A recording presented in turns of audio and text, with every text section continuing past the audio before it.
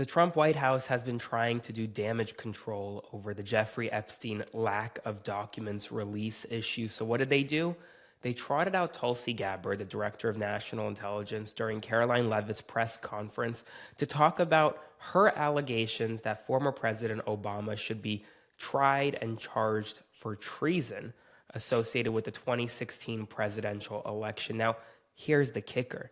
Tulsi Gabbard got up during this press conference and she was asked by reporters directly a simple question. Tulsi Gabbard, Director of National Intelligence, what you are basing your analysis off of was already refuted by a Senate Intelligence Committee that was led by none other than current Secretary of State Marco Rubio. The reporter asked, quote, "The Senate Intelligence Committee unanimously agreed in bipartisan fashion that there was no political interference. There was a year-long Justice Department investigation that also concluded no political interference. What do you now have that refutes those?" And well, Tulsi Gabbard had no answer. Check this out. The Senate Intelligence Committee spent several years looking into this and unanimously agreed in a bipartisan fashion, Secretary of State Rubio was a member of that committee, that there was no political interference.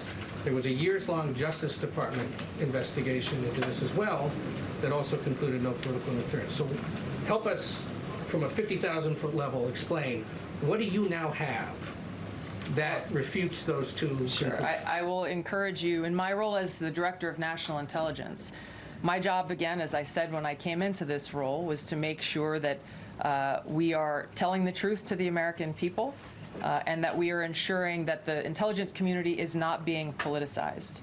So I'm not asking you to take my word for it. I'm asking you and the media to conduct honest journalism and the American people to see for yourself in the documents that we've released now, close to 200 pages, that point in multiple references, multiple examples, to include comments that have been made by senior intelligence professionals, who are some still working within these agencies today, that confirm the conclusions that we have drawn, that President Obama directed an intelligence community assessment to be created to further this contrived false narrative that ultimately led to a years-long coup to try to undermine President Trump's presidency. And it's your belief that those two previous investigations missed that or covered it up? I'm telling you to look at the evidence. Look at the evidence, and you will know the truth. But that's not all. She was also asked, quote, "This isn't the first time President Trump has been president. Why didn't the Director of National Intelligence, last time around during Trump's first term, declassify these documents?" She didn't really have an answer for the public as well. Hint, hint, maybe it's because they're only doing this now to distract you from the Epstein document release. Check this out. John. Thanks, Caroline. Thanks, Director Gabbard. You declassified these documents, if I'm not mistaken, Friday of last week, correct? We released them on Friday of last week, the first tranche, yes. This isn't the first time that President Trump has been president of the United States. He was president from 2017 to 2021. Couldn't the prior DNI under President Trump have declassified these documents? And why didn't that DNI do that at that time? I can't speak to what happened there. There were several DNIs under the first Trump administration. President Trump faced many challenges from those who were working in the government who sought to undermine his presidency. That's been clearly detailed. What I can speak to is the fact that this was one of the first things that we started to investigate here within this Trump administration and have released the results upon the conclusion of our investigation. And then my second question has to do with what... And Gabbard has now gone so far as potentially suggesting that former President Barack Obama could be prosecuted. But there's a problem. It's the United States Supreme Court. Even if Donald Trump's Department of Justice under Pam Bondi wanted to prosecute former President Obama, they would run into a problem given the presidential immunity decision from this United States Supreme Court. Donald Trump was immune from prosecution regarding January 6th, and President Obama would be immune from any prosecution regarding the 2016 presidential election. Whether or not there is evidence to back it up, the immunity doctrine that was espoused by this United States Supreme Court would apply point blank period here. And well, today, Caroline Leavitt and Tulsi Gabbard were asked what their thoughts were, whether President Obama could still be prosecuted, and they just threw it onto Pam Bondi and the Department of Justice. Check this out. Maybe either for you or Caroline, the president said yesterday that Obama committed treason. Do you or the White House believe that the Supreme Court's immunity decision protects Obama from prosecution?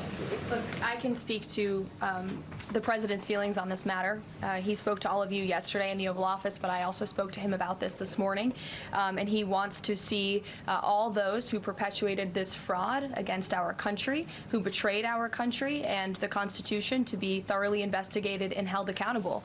And it's been 10 years of this. And I would just add, based on everything the director has said and declassified, all of you in this room should go through it and take a look at this report and review the intelligence, because unfortunately that hasn't happened. And many of the people who perpetuated this hoax, Clapper, Andy McCabe, James Comey, and many others, have been hired by major networks in this room to go on television and continue to spew these lies, knowing that they are lies. And if you all recall, just flashback to 2016 and the years after, the entire Trump 1 presidency was embroiled in this scandal that was perpetuated by the Democrat Party. And you had major Democrat Party officials in this city, namely Adam Schiff, Hillary Clinton, Elizabeth Warren, who went on television and told the American people Donald Trump is an asset of Russia. It was a lie. They always knew it.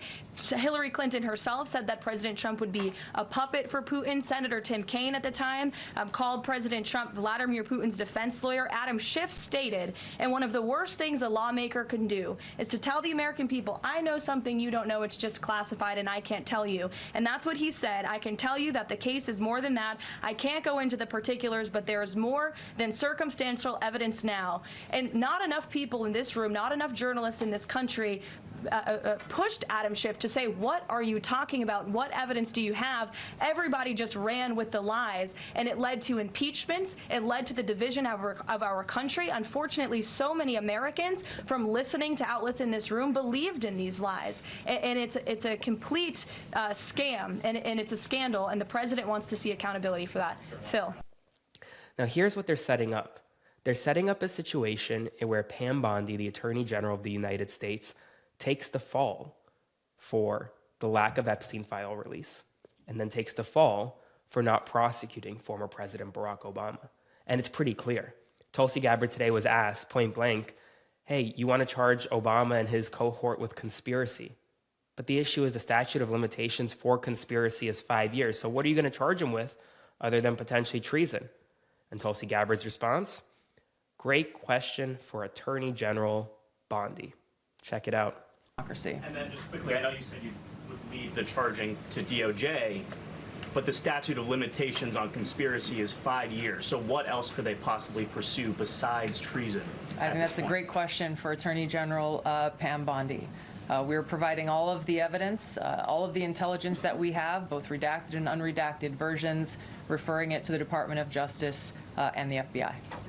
What they're doing is setting up Pam Bondi to be the fall guy in this situation. Pam Bondi's the one in charge of the Department of Justice that won't release the Epstein files. Pam Bondi's the one that just petitioned a court in the Southern District of Florida to release the Epstein grand jury transcripts, but just had that denied. Pam Bondi's now the one that may or may not prosecute former President Obama, and those around him probably will not, because she just doesn't have the evidence to corroborate it.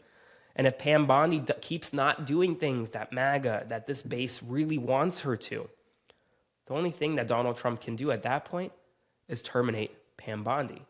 And while Trump will have no plausible, or will have all the plausible deniability in the world, he'll just say, you know what? Pam Bondi was responsible. She didn't do it. I'll bring in someone who can.